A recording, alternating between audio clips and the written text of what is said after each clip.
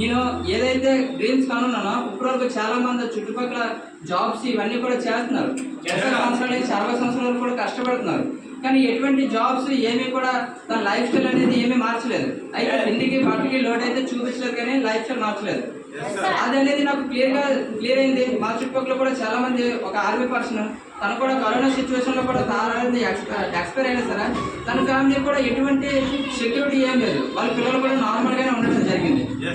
అటువంటి సిచ్యువేషన్ నాకు అర్థమైంది. జాబ్ చేస్తే లైఫ్ అనేది అయితే జస్ట్ ఓకే పైన వెళ్తుంది. తర్వాత జాబ్ చేసిన పర్సన్స్ కూడా వాళ్ళ ఫ్యామిలీని పిల్లలు కూడా ఎటువంటిది కూడా చూడలేకపోతున్నారు. ఎప్పుడు కూడా వాళ్ళ ఫ్యామిలీ ఎప్పుడైతే మ్యారేజ్ అయిందో వాళ్ళ స్వార్థంగా చూసుకుంటున్నారు కానీ పేరెంట్స్ కూడా చూడడం జరగలేదు.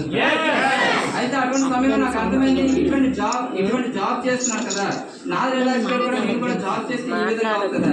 కానీ ఇక్కడ ఏంటంటే ప్రతిదీ కూడా డ్రీమ్స్ అనేవి కనబడుతున్నాయి. మనం ఏమైతే డ్రీమ్స్ కనుంటాం